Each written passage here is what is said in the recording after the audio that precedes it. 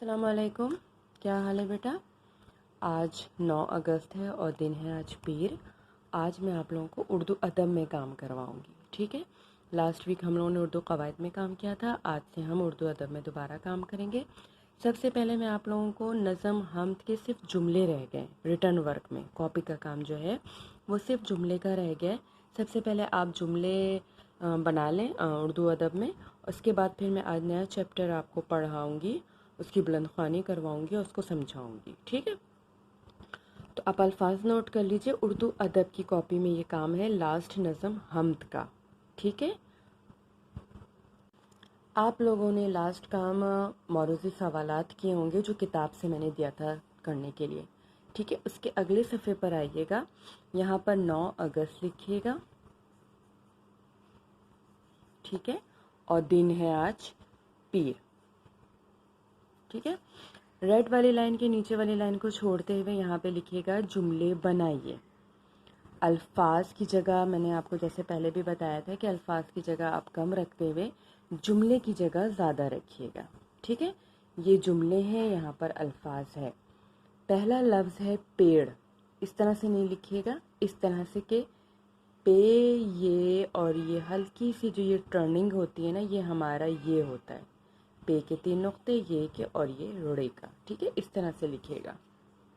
دوسرا لفظ ہے عقل، تیسرا تارے، چوتھا وقت اور پانچواں ہے پھول۔ یہ جب آپ کا کام ہو جائے گا تو پھر یہ ہمارا نظم حمد کا کام کمپلیٹ ہو جائے گا، ٹھیک ہے؟ اس کے بعد میں جو آج چیپٹر پڑھ رہی ہوں اس کے بعد ہم اس کا کام کریں گے، اور ساتھ ہی ساتھ انڈیکس بنائیے گا۔ انڈیکس کس طرح بنائیے گا وہ بھی میں آپ کو بتا دیتی ہوں۔ انڈیکس پہ آپ اس طرح سے آئیں گے کہ نظم حمد لکھیں گے، ٹھیک ہے؟ اس کے بعد خوش خطی، حوالہ، مرکزی خیال، ساری چیزیں جو آپ نے جتنے بھی کام کیے ہیں یہاں تک لکھنے کے بعد ڈیٹ ڈال دیجیے گا، جس ڈیٹ پہ جو کام کیا ہے، ٹھیک ہے؟ اور اس کے بعد یہ آپ کا انڈیکس ہو گیا، ٹھیک ہے؟ اب اپنی اردو کی کتاب کھولیں اور میں سبق پڑھ رہی ہوں اس کو دیکھیں، نوٹ کریں۔ حضرت نوح علیہ السلام کی کہانی، کتاب کا صفحہ نمبر 8، ٹھیک ہے؟ اب میں ریڈ کر رہی ہوں، غور سے دیکھیے۔ اللہ نے دنیا میں بہت سارے ایسے انسان بھیجے جو لوگوں کو اچھی باتیں بتاتے اور برے کام کرنے سے منع کرتے تھے۔ ایسے انسانوں کو نبی کہتے ہیں۔ اللہ کی آخری کتاب قرآن پاک میں کچھ نبیوں کے نام اور ان کی کہانیاں ہیں۔ ان میں سے حضرت نوح علیہ السلام اللہ کے نبی تھے۔ وہ لوگوں کو اچھے کام کرنے اور برے کاموں سے بچنے کے لیے کہتے رہے۔ وہ بہت دنوں تک بلکہ بہت سالوں تک لوگوں کو سمجھاتے رہے، لیکن کچھ ہی لوگوں نے ان کی باتیں سن کر برے کاموں کو چھوڑا، باقی تمام لوگ برے کاموں میں مصروف رہے۔ جب اتنے بہت سے سالوں تک ان کی کوششیں کامیاب نہ ہوئیں تو اللہ نے ان لوگوں کو سزا دینے کا فیصلہ کیا۔ اللہ نے حضرت نوح علیہ السلام کو ایک بڑی کشتی بنانے کا حکم دیا۔ حضرت نوح علیہ السلام نے کوئی سوال کیے بغیر جنگل میں جا کر لکڑیاں کاٹنی شروع کر دیں۔ ان کے ساتھیوں نے ان کی مدد کی۔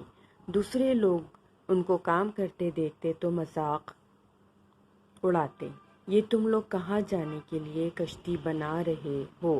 یہاں تو دور دور تک کوئی دریا یا سمندر نہیں ہے، یہ کشتی مٹی پر چلاؤ گے کیا؟ حضرت نوح علیہ السلام اور ان کے ساتھی ان باتوں کا کوئی جواب نہ دیتے اور اپنے کام میں لگے رہتے۔ کچھ دنوں میں بہت بڑی کشتی تیار ہو گئی تو اللہ نے حکم دیا کہ تمام جانوروں پرندوں کا ایک ایک جوڑا اور کھانے پینے کا سامان کشتی میں رکھ لو۔ انہوں نے اللہ کا حکم مانا اور ویسے ہی کیا جیسا اللہ نے حکم دیا تھا۔ تمام جانوروں جیسے ہرن، ہرنی، گائے، بیل، گھوڑا، گھوڑی وغیرہ کو کشتی میں سوار کر لیا۔ پھر اللہ نے حکم دیا کہ اب کشتی میں سوار ہو جاؤ۔ انہوں نے ایسے ہی کیا۔ جو لوگ دیکھ رہے تھے وہ مذاق اڑانے لگے، ارے ان سب کو کیا ہو گیا، یہ کیوں کشتی میں بیٹھ رہے ہیں؟ نافرمان لوگوں میں حضرت نوح علیہ السلام کا بیٹا بھی شامل تھا۔ حضرت نوح علیہ السلام نے اسے پہلے بہت بھی سمجھایا تھا لیکن وہ نہ مانا۔ ایک بار پھر انہوں نے اسے بلایا مگر اس نے کہا میری فکر نہ کریں، مجھے کچھ نہیں ہوگا۔ بادل آ گئے اور بہت تیز بارش ہونے لگی۔ تھوڑی دیر میں ایسا لگا کہ جیسے زمین سے پانی ابل رہا ہو۔ چاروں طرف پانی ہی پانی ہو گیا۔ لوگ اپنی جان بچانے کے لیے ادھر ادھر بھاگنے لگے۔ کچھ درختوں پر چڑھ گئے اور کچھ مکانوں کی چھتوں پر، لیکن اتنا پانی ہو گیا کہ درخت بھی ڈوب گئے اور مکان بھی، یہاں تک کہ جس پہاڑ پر حضرت نوح علیہ السلام کا بیٹا اپنی جان بچانے کے لیے چڑھ گیا تھا وہ بھی ڈوب گیا۔ سارے نافرمان لوگ ڈوب گئے اور حضرت نوح علیہ السلام کی کشتی پانی میں اوپر ہی اوپر تیرتی رہی۔ بہت دنوں بعد بارش رکی، سورج نکلا۔ کشتی میں سوار لوگ سورج کو اتنے دن بعد دیکھ کر بہت خوش ہوئے۔ پانی کم ہونے لگا اور ان کی کشتی ایک پہاڑ کے ساتھ جا لگی جس کا نام جودی ہے۔ لوگ کشتی سے اترے اور اللہ کا شکر ادا کیا، سارے جانوروں کو بھی خشکی پر چھوڑا اور یوں یہ دنیا دوبارہ بسی۔ یہ تھی حضرت نوح علیہ السلام کی کہانی پوری، جو کہ میں نے ابھی پڑھ لی ہے۔ اب میں آپ کو سمجھا دیتی ہوں کہ اس کہانی میں کیا ہے۔ اس میں یہ ہے کہ آپ کو یہ بات پتہ ہے کہ اللہ تعالیٰ نے دنیا میں بہت سارے انسان بھیجے جو کہ ہمیں اچھی باتیں بتاتے تھے اور برے کام کرنے سے منع کرتے تھے، اور تو انہیں ہم کیا کہتے ہیں؟ انہیں ہم نبی کہتے ہیں، ٹھیک ہے۔ اور آپ کو یہ بھی پتہ ہوگا کہ اللہ کی آخری کتاب میں، قرآن پاک میں بہت سارے نبیوں کا ذکر ہے، جس میں سے حضرت نوح علیہ السلام کی کہانی میں بھی آپ کو بتاؤں گی کہ کیا تھی۔ حضرت نوح علیہ السلام جو ہیں وہ اللہ کے نبی تھے، ٹھیک ہے۔ وہ لوگوں کو اچھی بات بتاتے تھے اور برے کام کرنے سے منع کرتے تھے، لیکن کوئی بھی ان کی بات جو ہے نا نہیں سمجھتا تھا۔ وہ بہت دنوں تک یہ کام کرتے رہے۔ کچھ لوگوں نے ان کی بات مانی اور کچھ لوگوں نے ان کی بات بالکل بھی نہیں مانی۔ جب بہت دن گزر گئے تو اللہ تعالیٰ نے یہ فیصلہ کیا کہ ان لوگوں کو سزا دی جائے جو ان کی بات نہیں مانتے تھے۔ پھر اللہ تعالیٰ نے حکم دیا حضرت نوح علیہ السلام کو کہ وہ ایک کشتی بنائے، ٹھیک ہے۔ حضرت نوح علیہ السلام چونکہ اللہ کے نبی تھے، اس لیے انہوں نے کوئی سوال کیے بغیر جنگل میں جا کر لکڑیاں حاصل کی، لکڑیاں لی اور اپنے ساتھیوں کی مدد سے کشتی بنانی شروع کر دی۔ اب جو بہت سارے ایسے لوگ تھے جو کہ مطلب ان کا بات نہیں مانتے تھے، تو وہ جب یہ کام ان کو کرتے ہوئے دیکھنے لگے تو ان کا مذاق اڑانے لگے۔ ان کا مذاق انہوں نے اس لیے اڑایا کہ انہوں نے کہا کہ یہاں پر نہ پانی ہے، نہ سمندر ہے، نہ کچھ ہے، تو تم لوگ یہ کشتی کیا مٹی پہ چلاؤ گے؟ لیکن پھر جب کشتی تیار ہو گئی تو اللہ تعالیٰ نے حضرت نوح علیہ السلام کو حکم دیا کہ اب اس میں تمام جانوروں پرندوں کا ایک ایک جوڑا سے مطلب اس کے نر اور اس کی جو مادہ ہوتی ہے وہ رکھنے کے لیے، میل فیمیل۔ اسی طرح سے جیسے آپ نے یہاں پہ پڑھا کہ جیسے ہرن ہے تو ہرنی، یہ ہو گیا نا، ایک جوڑا ہو گیا نا کہ میل اور فیمیل ہو گئی۔ اسی طرح گائے، بیل، گھوڑا، گھوڑی، ہاتھی، ہتھنی، اور اس کے بعد بہت سے اسی طرح کے جانوروں کو رکھنے کے لیے اللہ نے حکم دیا، اور کھانے پینے کا سامان، ٹھیک ہے۔ اب جو وہی لوگ جو ان کا مذاق اڑاتے تھے، تو وہ جب دیکھنے لگے تو وہ کہنے لگے کہ ان لوگوں کو ہو کیا گیا ہے، ٹھیک ہے، کیونکہ یہاں پہ نہ پانی ہے کچھ نہیں ہے، تو وہ مذاق میں کہنے لگے کہ کیا کشتی جو ہے وہ مٹی میں چلاؤ گے؟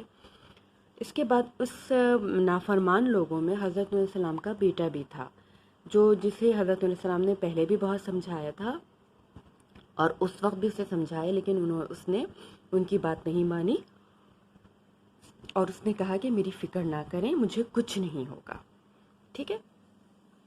اتنے میں اچانک اللہ تعالیٰ کا حکم ہوا اور اللہ تعالیٰ نے اچانک بادل بھیج دیا اور بہت تیز بارش ہونے لگی۔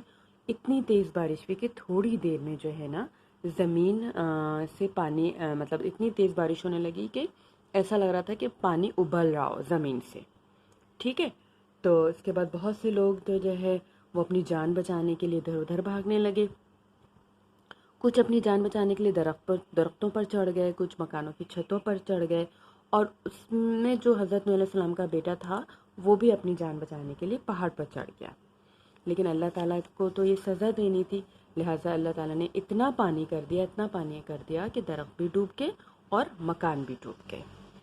اس کے بعد پھر جو ہے آپ کے سارے نافرمان لوگ ڈوب گئے۔ پھر بہت دنوں تک یہ کشتی جو ہے آپ کے وہ پانی کے اوپر تیرتی رہی۔